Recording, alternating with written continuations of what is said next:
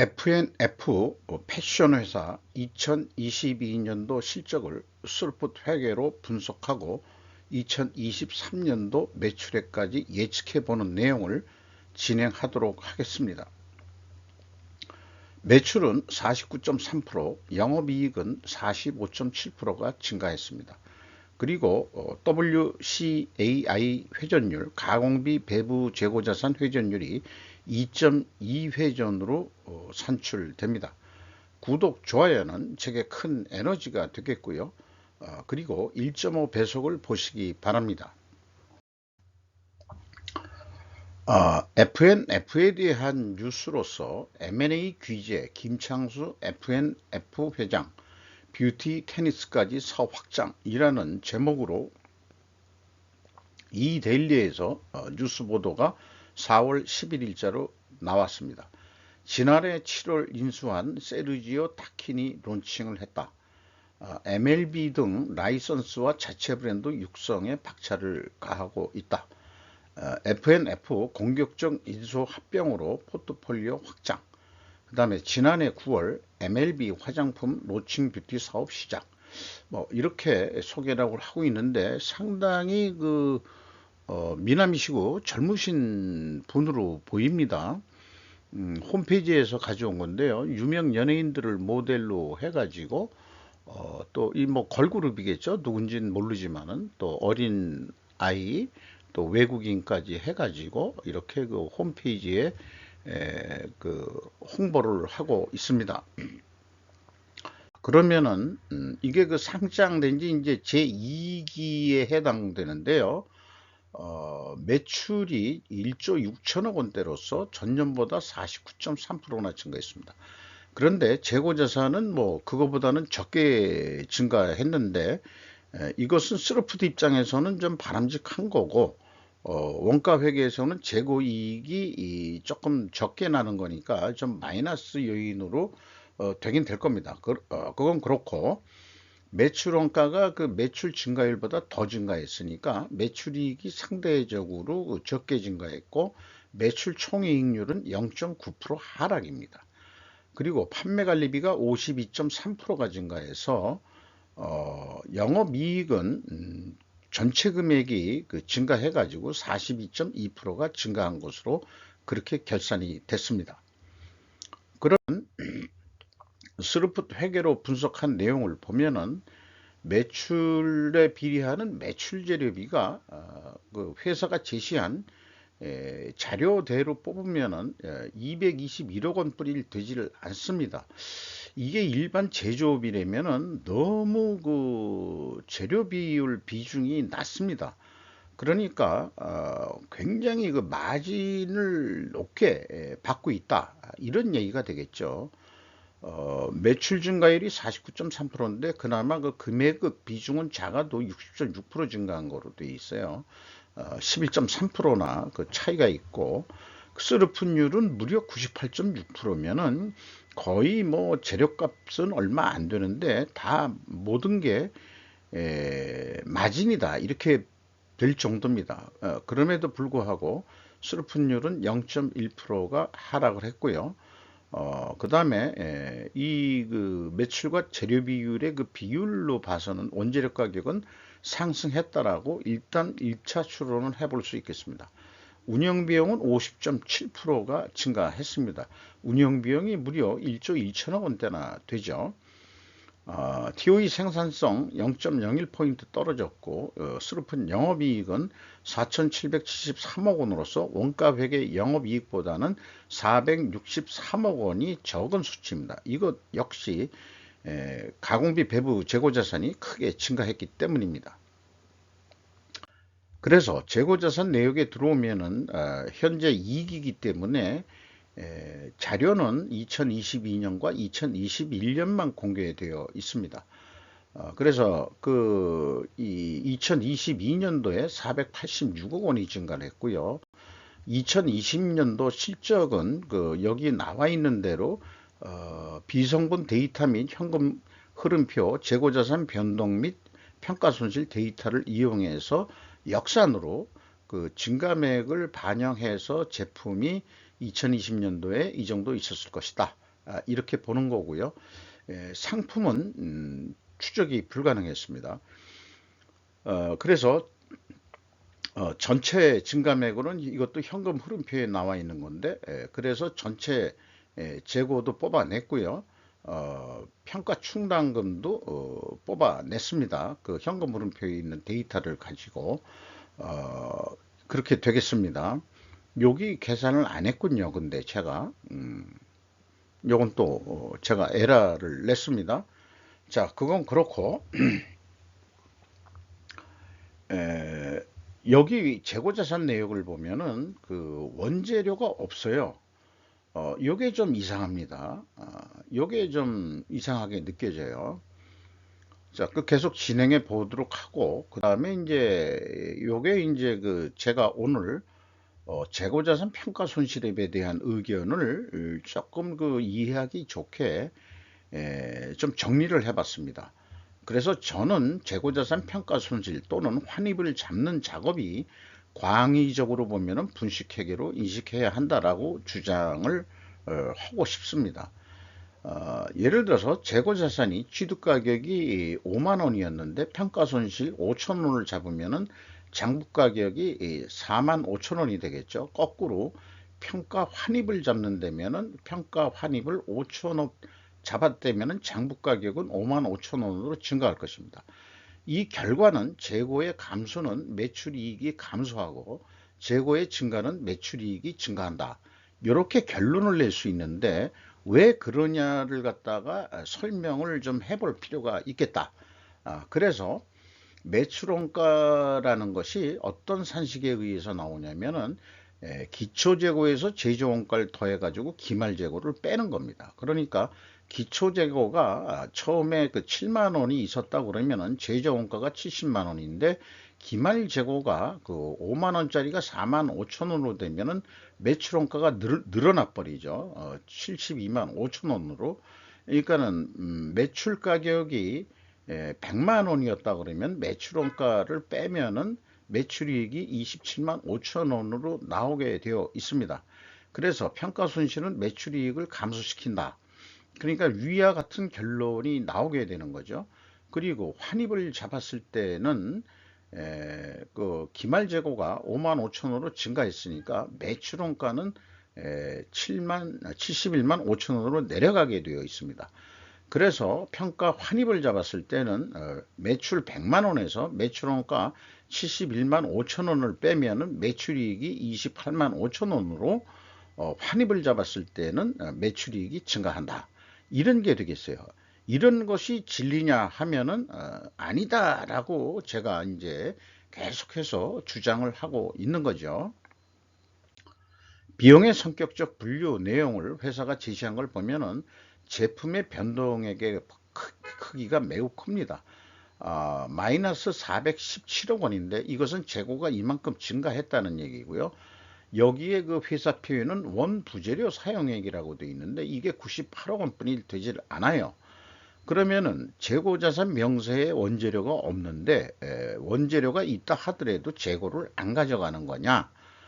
이렇기 때문에 그 재고자산 명세에서 얘기한 대로 재고자산 명세는 흐름으로 이제는 공시를 해야지 원재료를 얼마를 매입했고 100을 만약 매입했다면은 이 회사는 재고를 안 가져가는 거라면은 100을 출고한 거로 그렇게 공시를 해야 될 것입니다.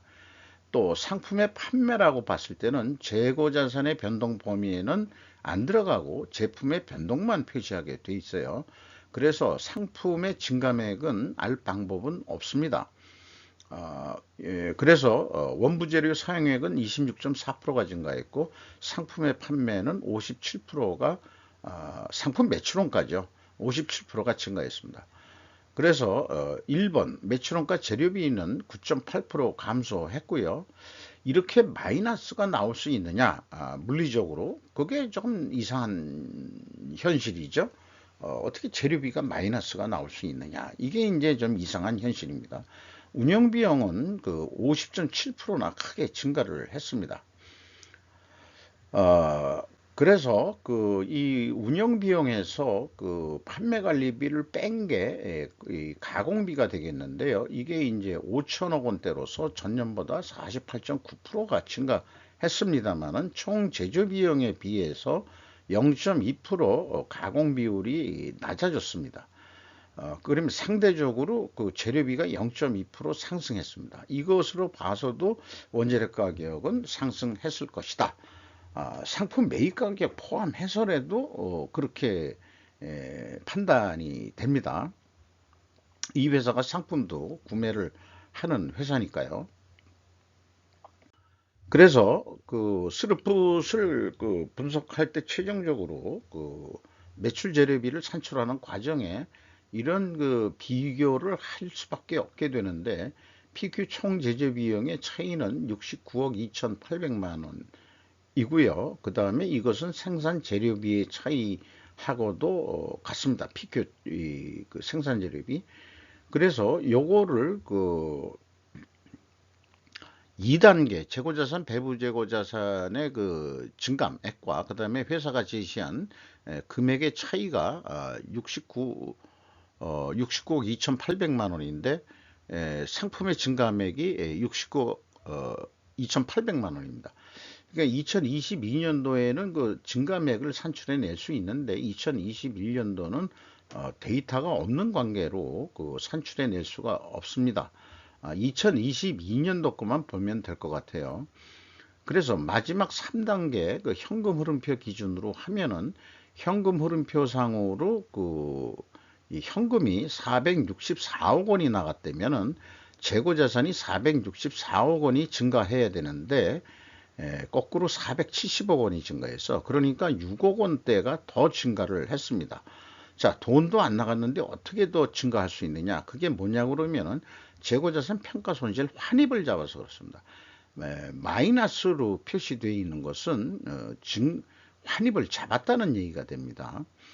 그래서 일치는 합니다. 환입의 의미는 재고의 증가로 아까 말씀드린 대로 앞장에서 매출이익 증가에 영향을 미치게 되는 거죠.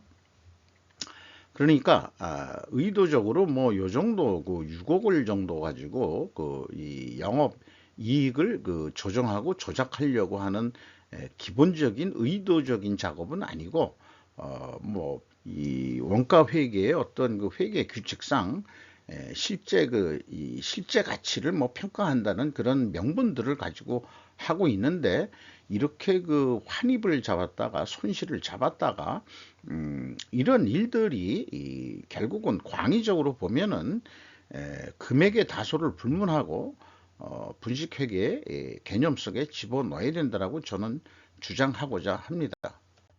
운영비용으로서 인건비가 463억 원이 집행이 됐는데 무려 86.1%가 증가했어요. 직원은 88명이 증가했어요. 그런데 2021년도에 평균 임금이 5,150만 원인데 2001년 만에 8,110만 원으로 이렇게 오를 수 있을까? 돈이 아무리 잘 벌린다 하더라도 여기 만약 직원으로 취직한 사람들은 매우 고맙게 생각하고 좀 자부심이 날 것 같아요. 실제가 이렇다 그러면 실제라고 믿을 수밖에 없죠. 임금 인상이 무려 57.4%가 됐다. 이렇게 되는데 제 생각에는 이 88명의 그 인원 증가가 뭔가 흡수합병을 하고 하는 그 회사의 수준이 원래 그 임금 수준이 높았던 데를 흡수합병 한 거가 있지 않겠냐 이런 생각도 해보게 되고요. 어쨌든 평균 임금은 크게 올라갔습니다. 그리고 외주 가공비가 47.2%나 크게 증가했고요. 지급수수료도 49.1%가 증가했습니다. 이 지급수수료라는 개념도 말하자면 그 매출에 관련돼서 발생되는 금액이라고 이렇게 판단이 됩니다. 외주 가공비가 매우 높은데 재고자산 명세에 원재료 계정이 없는 바 외주 가공비에 혹시 원재료 가격이 포함하고 있을까라는 생각을 하게 됩니다. 그 외주 가공비가 의외로 그 세니까 말이죠.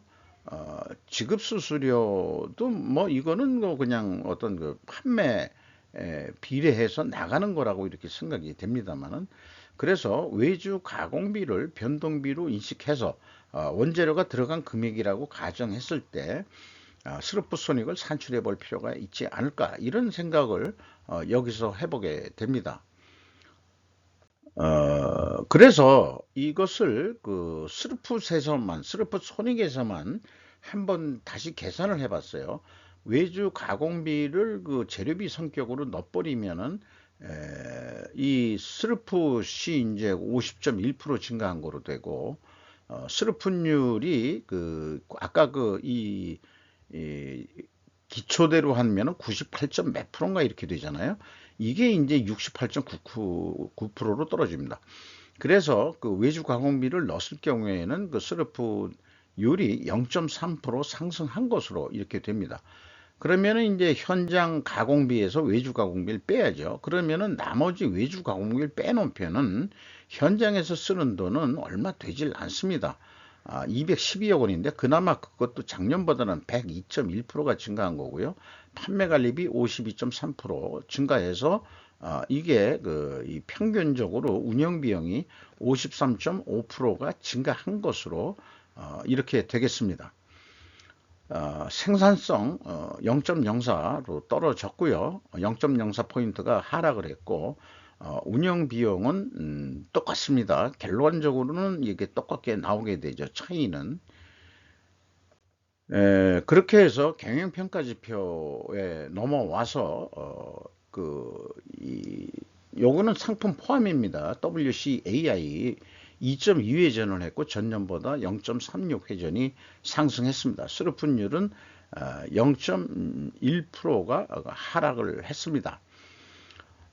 그래서 이것도 좀 아까 그 스루프율을 변경한 거로 보면은 아까 스루프율이 상승한 거로 되어 있죠. 그러나 이제 회사 기준적으로 이렇게 볼 때는 이게 역방향이니까 분식회계 가정을 하는데, 반증하려면 원재료 가격 하락과 판매 가격 하락으로 입증을 해야 됩니다. 그러니까 그 외주비 하나 가지고도 그 상황이 바뀐다는 그런 현실이 있는 거죠. 그래서 이게 일반 회사하고 좀 다른, 원재료가 재고자산명세에 없다는 것 자체가 계속 의구심과 제대로 경영평가 지표가 혹시 왜곡되는 일의 변수가 아니겠느냐, 이런 생각을 해보게 되는 거죠. 그리고 총자산율 회전율은 1.22로 그 2를 넘어섰습니다. 2를 넘어서는 기업인 아주 그 드문데, 유통업 성격이면은 뭐 이 정도 나올 수는 있겠어요. 작년도는 뭐 1 수준이면은 뭐 제조업에서 이 정도는 되는데, 총자산 회전율도 이렇게 상승했다, 뭐 이런 것은 뭐 성과가 매우 좋아졌다, 또 이렇게 얘기할 수도 있겠죠. 자, 이것은 제가 그동안에 한 1차적으로 50개 상장 회사를 원재료 가격 추이와 제품 판매 가격 추이를 회계 투명성 입증 추론으로서 검토를 했었는데, 그 회사가 공시하는 데이터들이 가중평균 성격으로 하기가 어렵기 때문에 결국은 그게 부정확한 이 입증 데이터뿐이는 되지를 않아서, 어떤 그 분식 회계에 대한 반증 책임은 오로지 회사의 입증 책임과 또 이해 관계자의 요구 사항으로 넘기고자 합니다. 아래 내용들은 제가 배부 가공비 배부, 그 다음에 이제 어떤 뭐 다른 뭐 정치적인 용어도 좀 썼습니다만은, 그런 거로 해가지고 스루프 회계가 지속 가능한 회계라는 것을 설명하는 내용이 되겠습니다. 한번 읽어봐 주시고 제가 의도하는 바를 이해해 주시면은 대단히 감사하겠습니다. 그래서 지금까지 그 논의한 어떤 추론을 그 논리 도구로 다시 한번 정리를 하면은, 충분 조건이라는 논리인데요. 만약에 재고 회전율 상승과 스루프율 하락 역방향이면은 분식회계 개연성 가정을 한다. 이를 반증하기 위하여는 원재료 가격 하락과 판매 가격 하락 데이터가 확인되기 때문이다. 그런데 이제 아까도 얘기했지만은 그 반중 추론은 원재료 가격 하락이지만은 뭐라 그럴까요? 그 1차, 2차 그 스루프 손익계산서와 그 비성분 데이터에 의해서는 원재료 가격은 상승했을 것이다. 이렇게 보는 거죠. 그러니까 이게 모순되는 그 반중 추론을 하게 된다는 거죠. 그러니까 아무래도 좀 불명확하다 이런 얘기고, 그럼에도 불구하고 이 회사가 분식회계 할 만한 회사는 아니다고 한다면은 투명성 입증을 위한 필연적으로 존재할 다른 결과는 뭐가 있겠냐 그러면은, 우리는 외부에서 금액으로만 접근할 수 있는데 수량으로 재고 회전율을 산출해 봐라. 그러니까 매출 수량 나누기 재고 수량으로 하면은 재고 회전율이 상승했을 것이다. 그렇게 되면은 입증이 되지 않겠느냐, 이렇게 생각을 합니다. 현금 재무지표로 와서 캐펙스 자본적 투자가 958억 원을 투자를 했어요. 그리고 종속기업 비율은 64.6%로 매우 높은 수준이고요.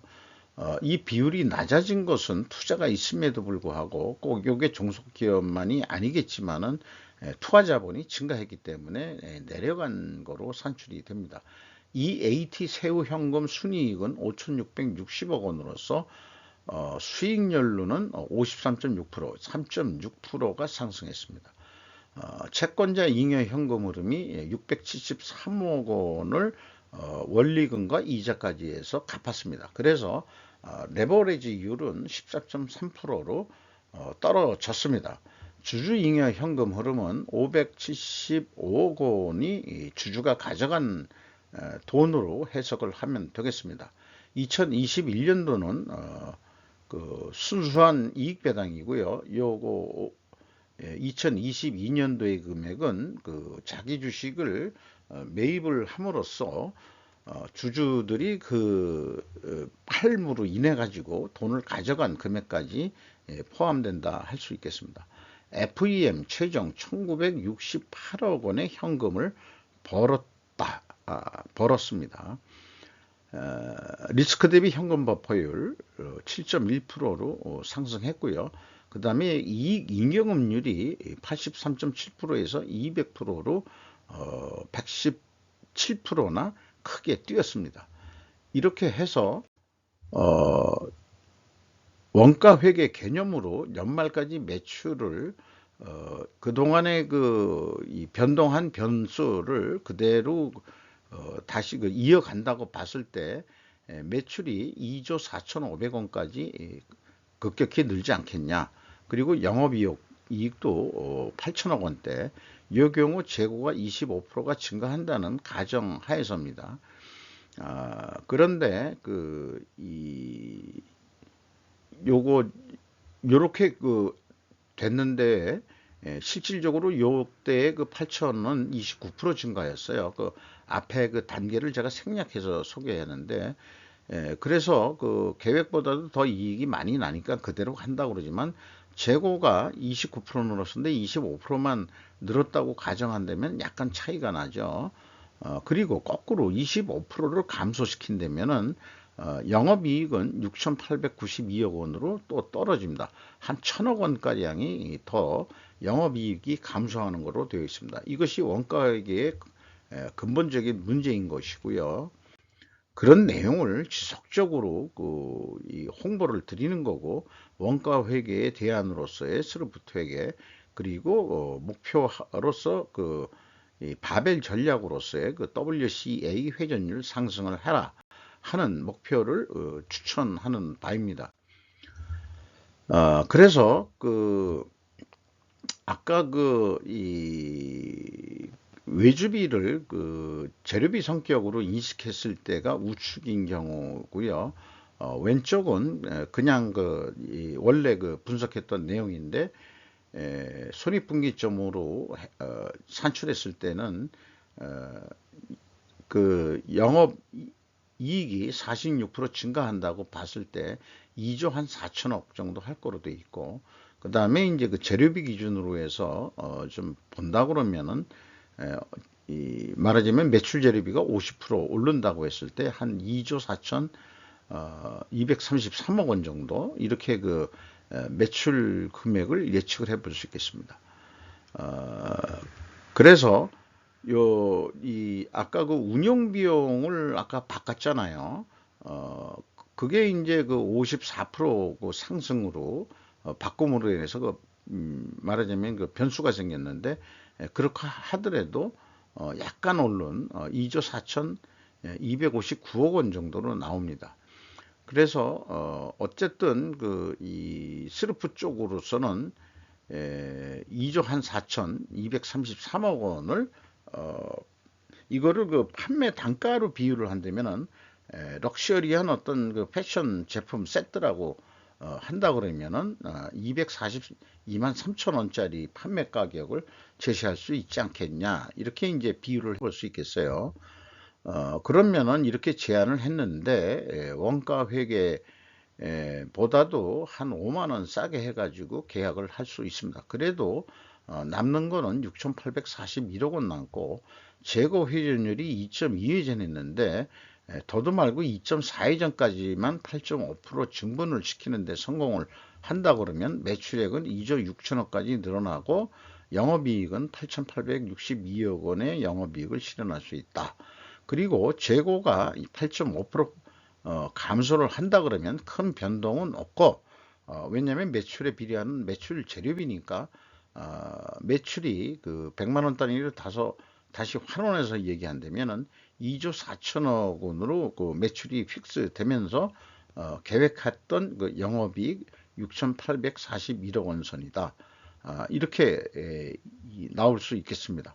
그래서 위에 표시한 대로 스루프 회계는 인플레이션을 조금 완화시키면서도 충분한 수익 창출의 기회를 보여준다. 그래서 재고 회전을 늘린다는 얘기는 이게 그 매출은 가만히 있고 재고만 올렸다 내렸다 한다는 개념이 아니고요. 여기서는 판매 그런 거에 관계없이 회전율을 상승시킨다는 의미입니다. 그 포션만큼 매출이 증가할 것이다 라고 보는 거죠. 이렇게 계획을 예측을 해볼 수 있겠습니다. 주가는 14만 1,900원으로서 2,600원이 내려갔습니다만은, 이 작년도에 500원 액면자 500원짜리가 100원으로 그 5분의 1 그 분할 재상장을 했어요. 그런데 가격은 그거에 비해서는 크게 내려간 게 아니죠, 이거죠. 소비자들은 잘 모르죠. 재상장한 했다 뭐 이런 얘기만 있지만은, 그러니까 장부 가격 대비 188%에서 저기 591%까지 크게 뛰었습니다. 회사의 그 가치가 그만큼 높아지니까 여러 가지 그 부채를 또 빌릴 수 있는 여력도 생기고 아마 그럴 수 있을 것 같습니다. 5% 이상 주주가 FNF 홀딩스로서 그 3.54%고, 이 FNF 홀딩스의 최대 주주도 물론 김창수 씨로 되어 있고, 그 지분율이 매우 높습니다. 그 SNS 홀딩스에. 근데 이제 그 FNF에는 김창수 씨가 23%를 떠가지고 있고, 그 합치면은 53%고, 그 다음에 국민연금이 8.25%니까 한 60, 한 3, 2%까지도 다 그 소수가 가지고 있는 거죠. 나머지가 시장인데 그 중에서 그 12.56%는 또 외국 투자기관들이 가지고 있습니다. 눈에 띈 것은 그 모건 스탠리가 눈에 띕니다. 이렇게 해서 이 FNF 2022년도 패션 회사에 대한 실적을 했습니다만은, 아주 찜찜하게 넘어가는 게 재고 자산 명세에는 원재료가 없는데, 비용을 계산할 때는 원재료 및 부재료 사용량이라고 나오고 있고, 또 외주비 금액이 너무 커가지고 볼 때는 그 외주비에 원재료값까지 넣어가지고 이렇게 이 발주를 주는 거 아닌가. 그러니까 그 납품하는 협력업체들이 원재료를 자기네 돈으로 산다기보다도 돈은 그 FNF가 주고, 그 다음에 재고 관리는 그 업체에서 하고, 그게 매주비에 재료비 더하기 그 다음에 이제 자기네들이 먹는 외주 단가, 그게 합한 그 내역이 아닌가 하는 그런 어떤 그 해석을 하게 되는 거죠. 아무래도 다른 패션 회사를 좀 한번 봐야 될 것 같습니다. 어, 뭐 제조업을 중심으로 직접, 요즘에 패션 회사들이 직접 제조하는 회사가 크게 없을 거라고 생각됩니다만은, FNF에 그 상응할 수 있는 업체를 좀 봐가지고 분석해서 나중에 한번 또 비교 분석한 내용을 방송해 보는 거로 그렇게 해볼 계획입니다. 마치도록 하겠습니다. 다소 좀 길었습니다. 설명할 게 많아서.